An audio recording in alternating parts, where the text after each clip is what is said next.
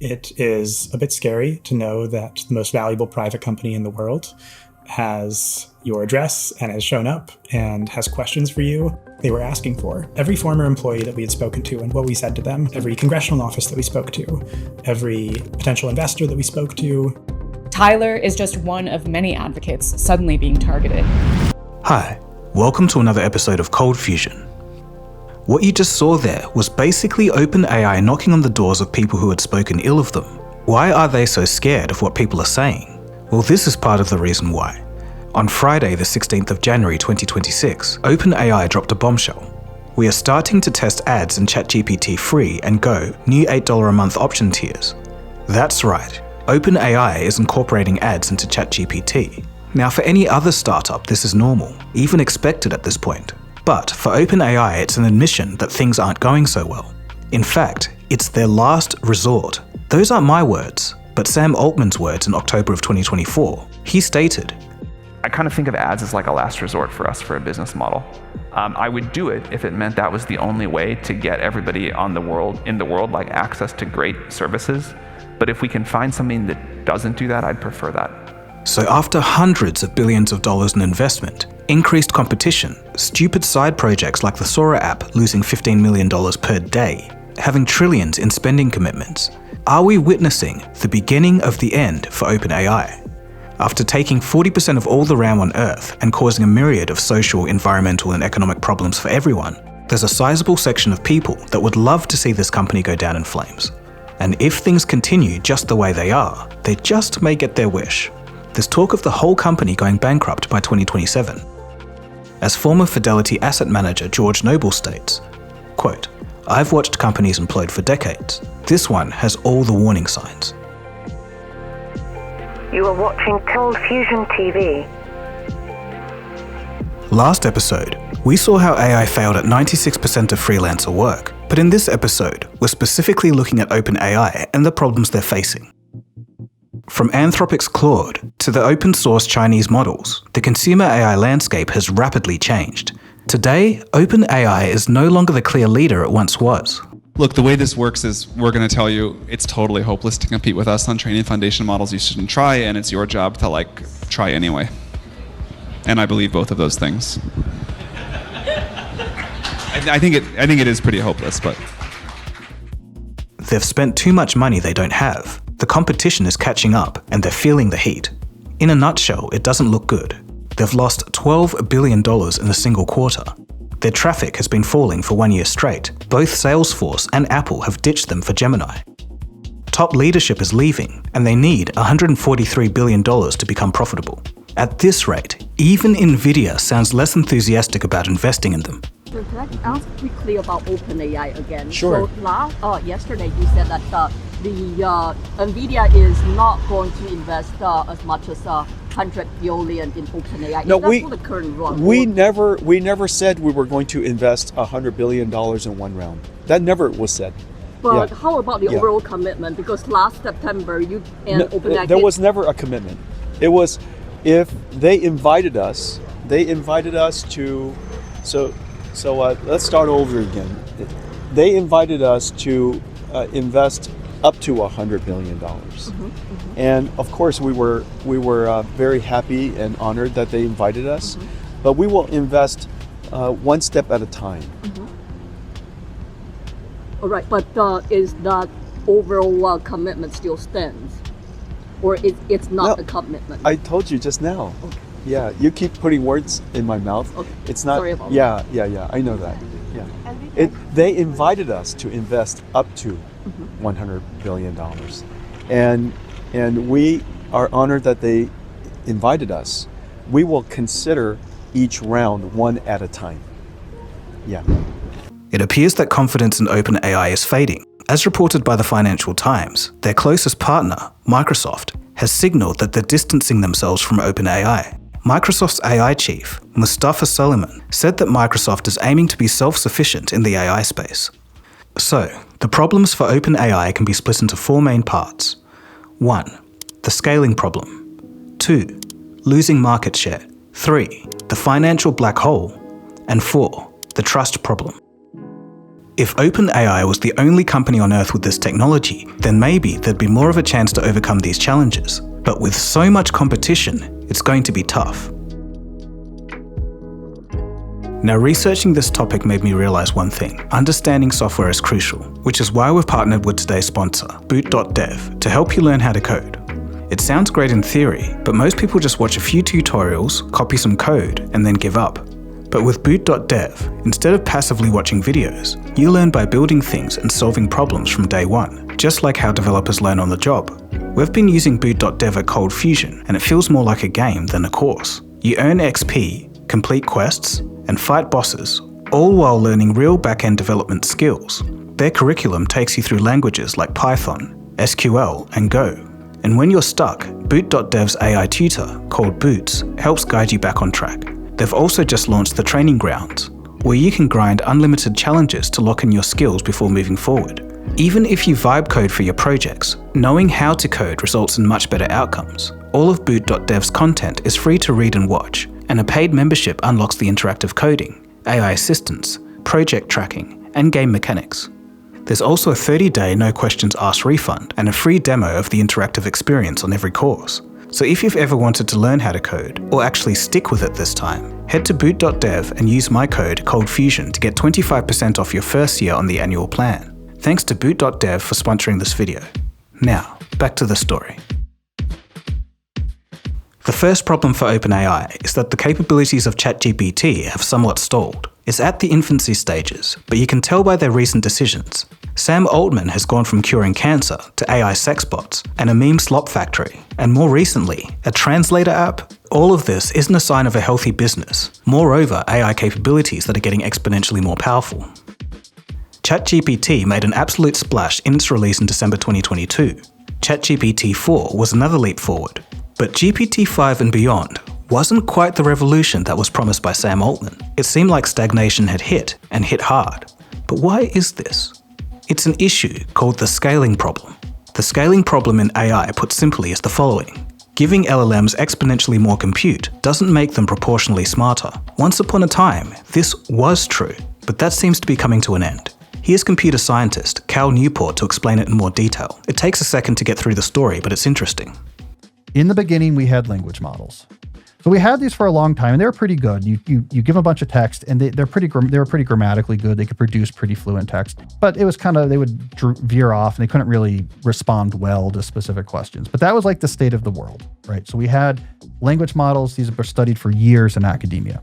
Then we start to get this sort of accelerating sequences of advances.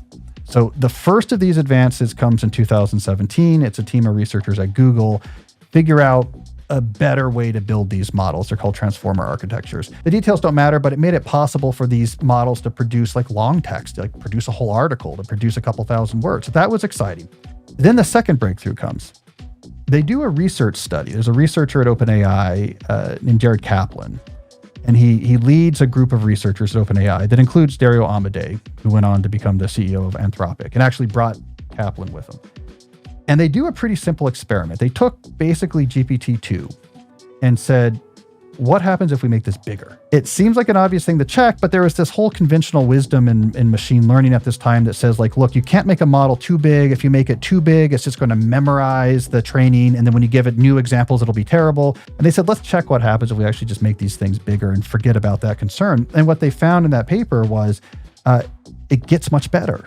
It like defied the conventional wisdom of decades within the field of machine learning, which was like, don't get too big. Your model's going to stop working if it gets too big. It's going to, it didn't. They're like, oh, it gets better. And not only does it get better, but it gets better pretty fast. And they drew a curve through the data points they had, and they extrapolated that curve, and it went up really fast.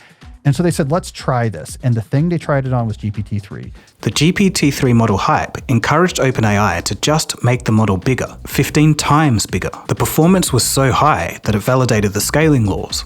This sparked a frenzy in Silicon Valley. Soon, Sam Altman was saying that AI would automate the entire economy. So not only did it jump ahead, it jumped ahead fast.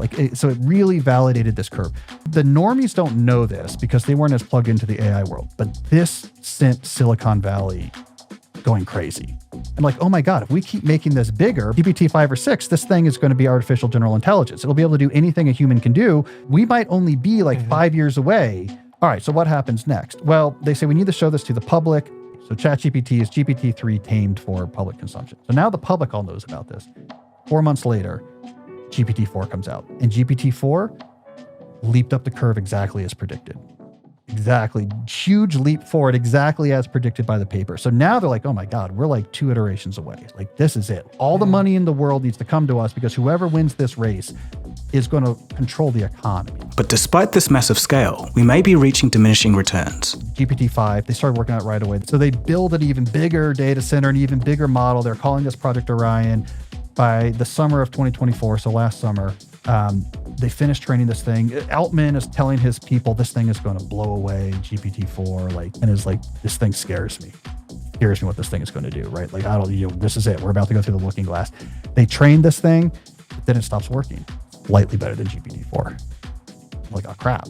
This leaping up the curve every time we make this much bigger, this didn't work anymore. And so there was like this realization of, just making models bigger and training them on more data, the scaling law broke. It broke around GPT-4. There's a real risk that there may be inherent limits to current day LLMs. Just adding more data may not be feasible for an exponential increase. Think of it this way. It's like a father saying, my son was born just 10 months ago, and in that time he's gone from crawling to walking, and recently he's started running. In 2 years, little Timmy is definitely going to be able to fly. Obviously, that's not how it works, but it's the same concept here. There are certain limitations, mathematical limitations, that are not crossable by scaling up.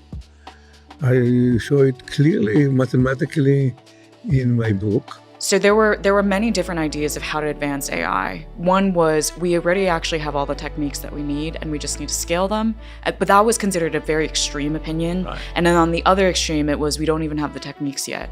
And interestingly, recently there's a New York Times story that says why we likely won't get to AGI anytime soon by Cade Metz. And he cites this stat that 75% of the longest standing, most respected AI researchers actually still think to this day we don't actually have the techniques to get to AGI if we will ever. So we're kind of coming full circle now, and it is starting to become unpopular again, this idea that you can just scale your way to so-called intelligence. GPT, I need to wash my car and the car wash is 100 meters away. Should I walk or drive? Honestly, 100 meters is barely a stroll. It'll take just a minute or two on foot. Unless you've got heavy gear or there's something unusual going on, walking is probably the simplest and most pleasant choice. Plus, you'll save a little gas and get a tiny bit of fresh air. All right, so you think I should walk to the car wash instead of driving my car there? That's what I'd do. It's a short jaunt and it'll probably be less hassle than starting the car just for that. All right, so how do I wash my car if I walked there? You'll just bring what you need, maybe a small bag with your payment method, and the car wash will have everything else. Once you get there, they'll handle the washing while you wait. You'll walk back with a sparkling car and maybe a little extra pep in your step. So my question is, how will the car get washed if the car is still at my house? I see what you mean now. If the car stays at home, it's not getting any cleaner, right? So yes, to actually wash it, you'll need to bring the car along. In that case, driving those 100 meters makes perfect sense. While ChatGPT and other LLMs can be extremely brilliant, even in high-level physics and maths, they don't yet have a true model of the world. Some computer scientists believe that that's an integral part of intelligence. Now, I could be wrong. A new fundamental neural network technique could be discovered, and that could move things along again. But as it stands right now, it seems that we're reaching a local limit. Now, I have to be clear. Every AI company faces this problem, but some are faring better than others, and one of those is Google. Now that Google has found their footing after the shock release of ChatGPT, new data suggests that ChatGPT is losing market share to Gemini. ChatGPT's market share dropped to 65% in January, which is approximately 20% lower than its 86% market share in January 2025. ChatGPT usage also stalled in late 2025. Average daily time spent per user dropped from 27 minutes to 21 minutes. While both have their strengths and weaknesses, Gemini appears to be much better in research, real-time information, and multimodal tasks, while ChatGPT is better at writing, coding, and conversation.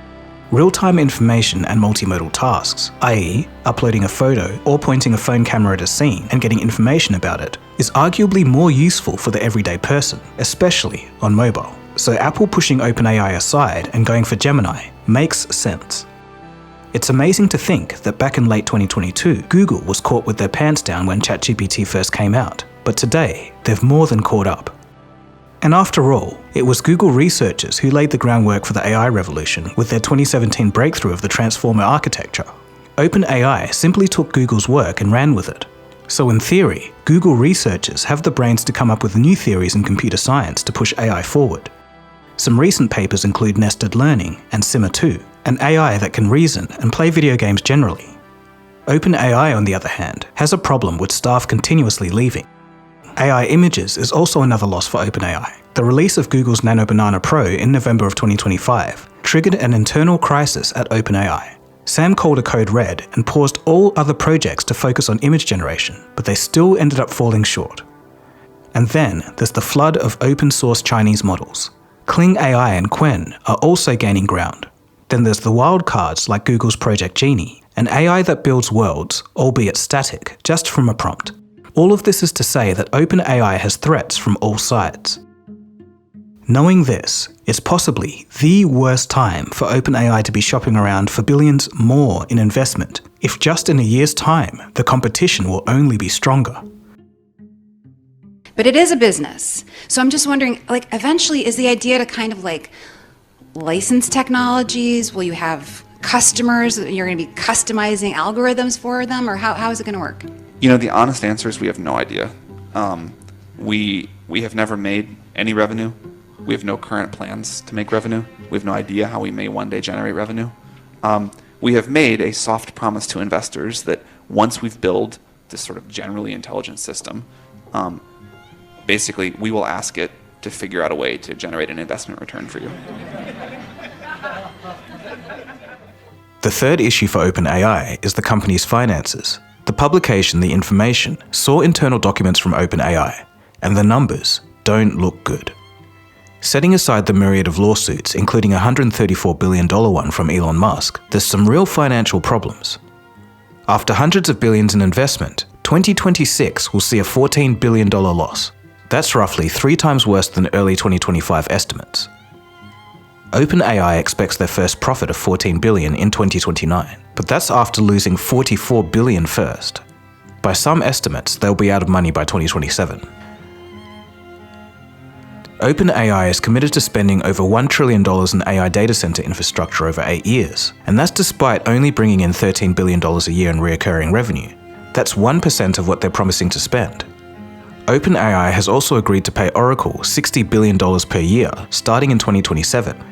And in all of this, somehow, OpenAI predicts that they'll be at $100 billion revenue by 2029. That's close to what Nvidia makes.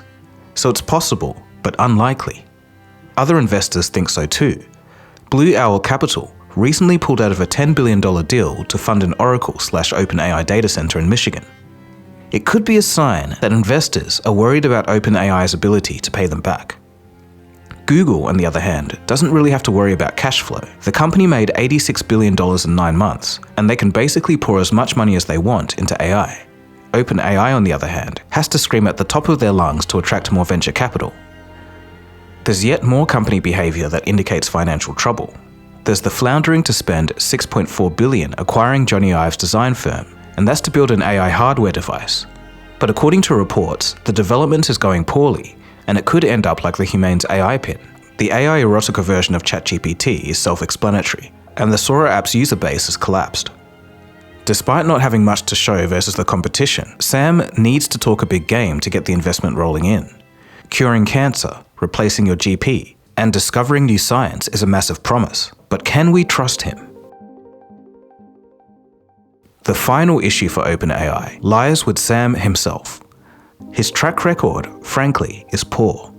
It's almost like Altman's entire career was a series of promises that didn't pan out, all starting from his first company, Looped, that he founded in 2005. It was kind of like a strange GPS-based social network. Sam Altman claimed a massive user base of 50,000, but they didn't exist. In reality, they had only 500 users, but he sold off the company for millions anyway. The next example happened in 2014 with Reddit. He scraped the whole website to feed into OpenAI's products, and then he promised to give 10% of the value back to the community, but this never happened.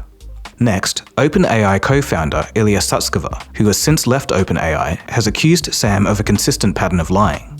According to insiders, Sam Altman lied to OpenAI board members before being fired in 2023. So with this kind of track record, is he the guy who's going to deliver trillions in value? Or is most of this just talk, pumping up new investment? I'll leave that up to you. So a little personal story. Back in 2022, I believe, I was in Melbourne and I watched Sam Altman give a talk. After the talk, he was swarmed by crowds of people wanting to take a photo with him. But today, the sentiment couldn't be more different. And it's partly to do with this. In 2015, OpenAI started as a non-profit. It was meant to benefit humanity. Now the only thing the company cares about is valuation and saying whatever they need to attract new investment by any means necessary. So to summarize everything, OpenAI went from a non-profit that had no plans to make revenue to a for-profit company that commits to spending $1 trillion on data centers, $1 trillion for diminishing returns due to the fundamental scaling problem with LLMs, all the while losing billions of dollars and losing out to growing competition in a sector that may just become a commodity in the end. Just in my opinion, it's not really a great financial bet as it stands. But after all that we've talked about, what do you think? Do you think OpenAI will survive? Or will the competition eat them alive? Anyway, that's about it from me. My name is Dagogo, and you've been watching ColdFusion, and I'll catch you again soon for the next episode. Cheers, guys. Have a good one.